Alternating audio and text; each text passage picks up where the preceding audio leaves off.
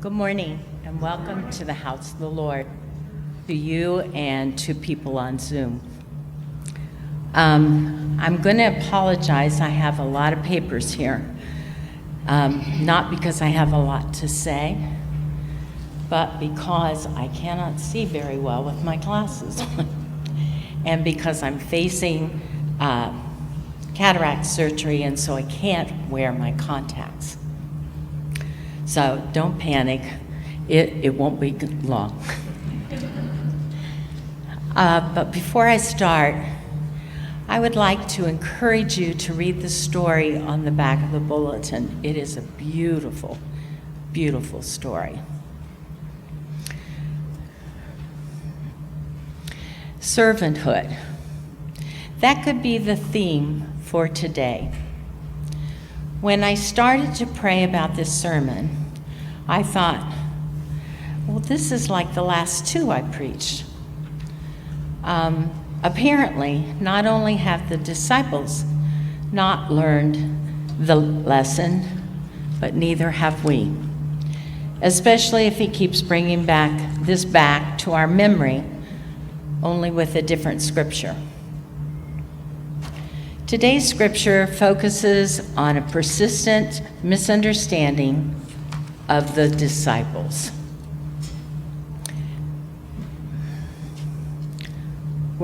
Are they willing to drink the same cup as Jesus? The scripture for today comes from Mark 10, 35 through 45 verses from the New International Version.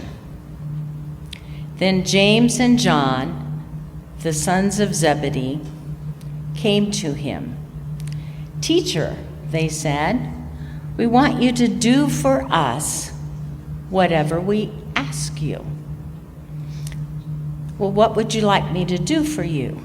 he asked. They replied, "Let one of us sit on your right and the other on the left of your glory." "You don't know what you're asking," Jesus said. "Can you drink the cup I drink, or be baptized with the baptism I am baptized with?" "We can," they answered. Jesus said to them, "You will drink the cup I drink and be baptized with the baptism I am baptized with. But sit at my right or my left is not for me to grant.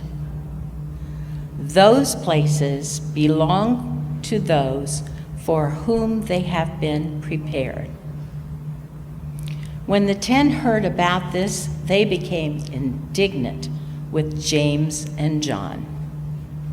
Jesus called them together and said, "You know that those who are regarded as rulers of the Gentiles lord it over them, and their high officials exercise authority over them.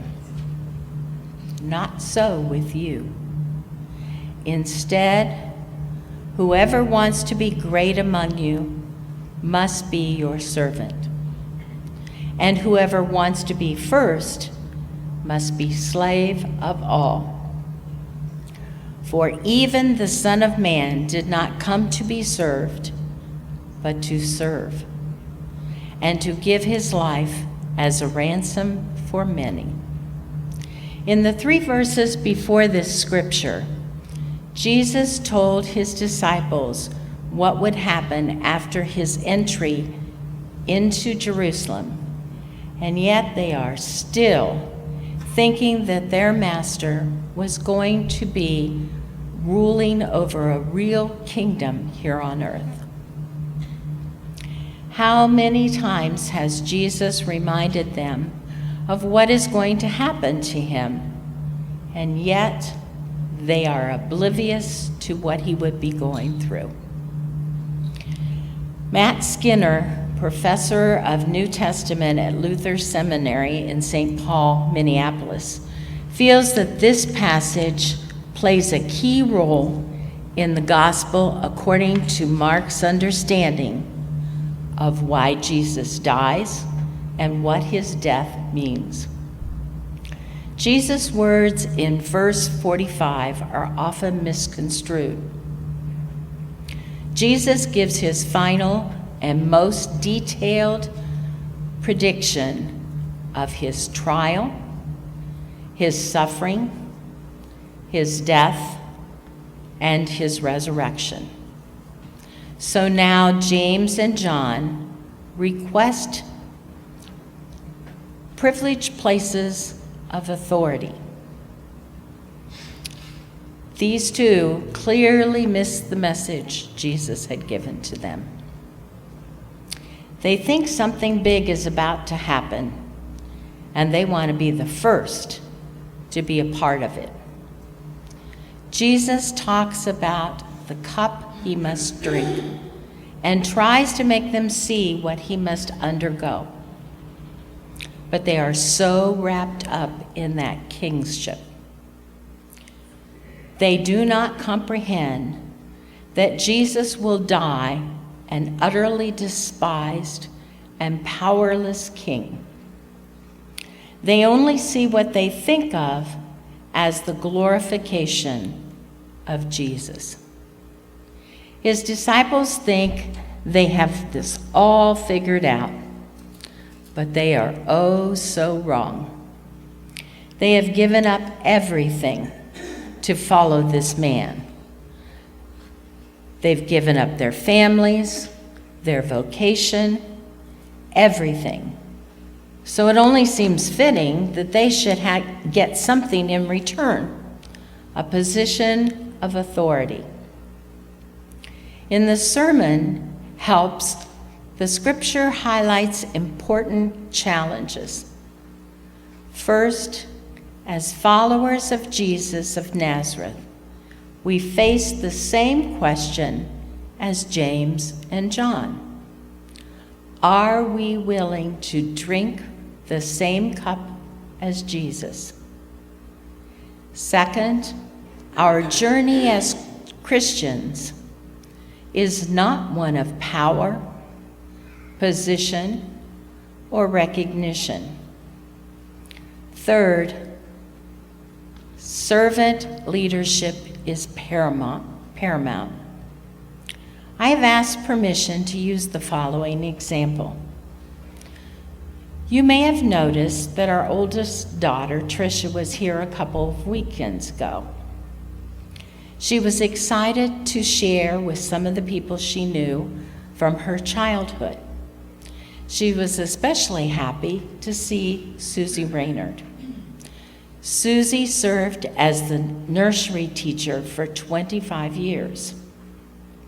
Susie made quite an impression on Tricia as well as others.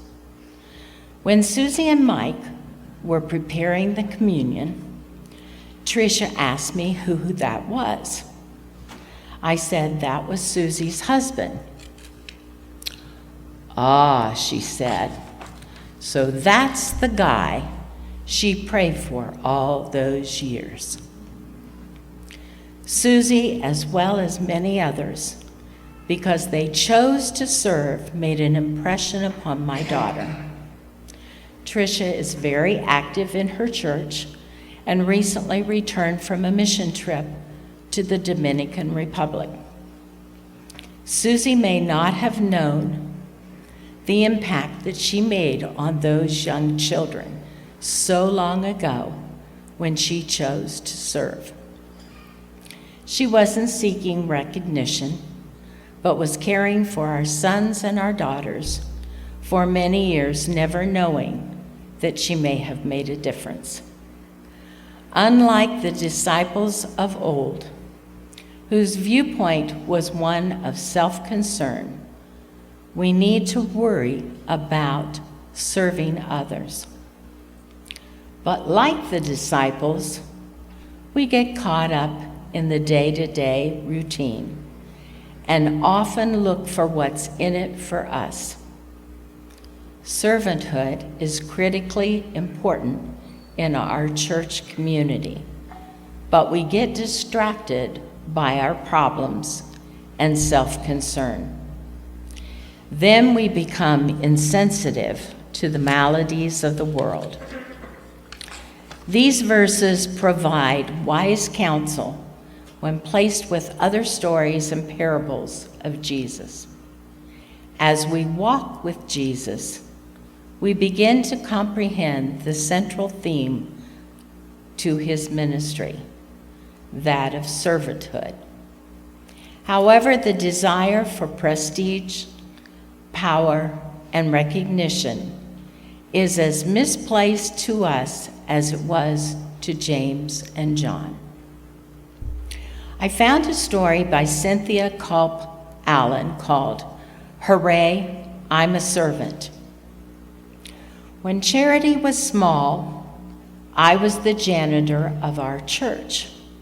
She would accompany me on the day I cleaned God's house and help with small tasks like dusting and taking out the trash.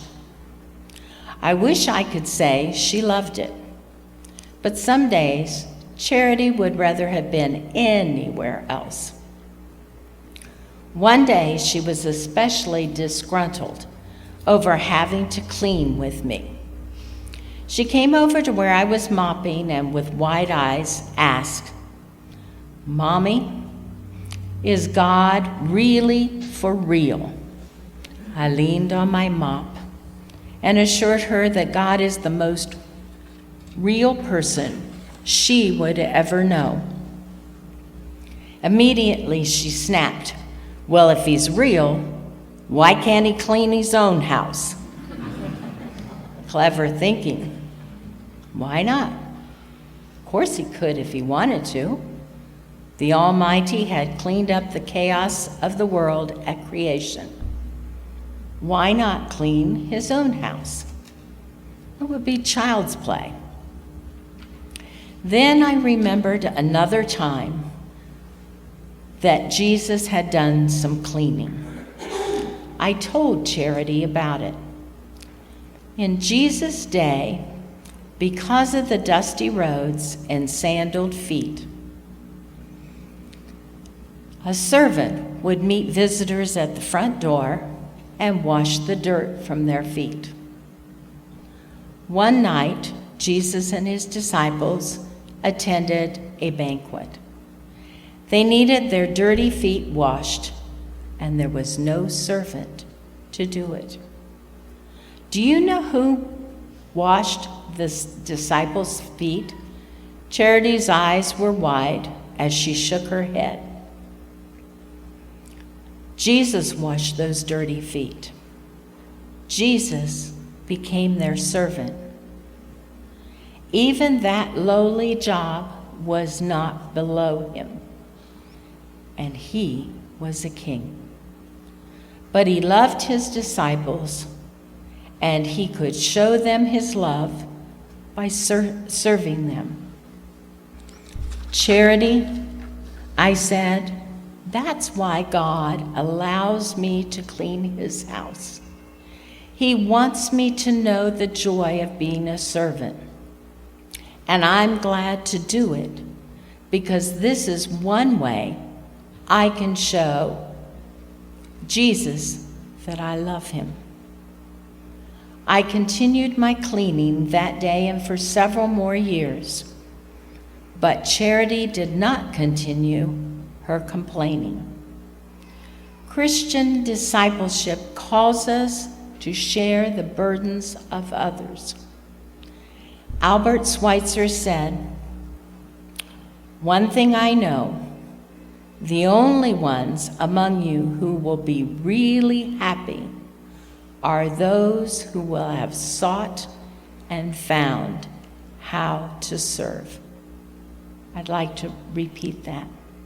One thing I know, the only ones among you who will be really happy are those who have sought and found how to serve.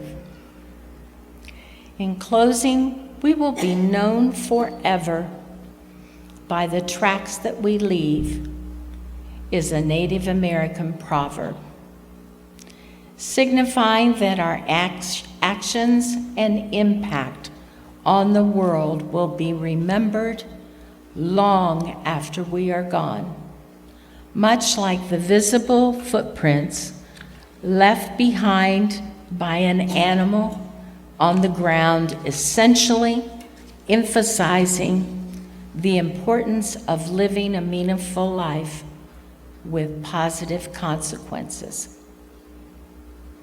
That would be a life of serving. Thank you.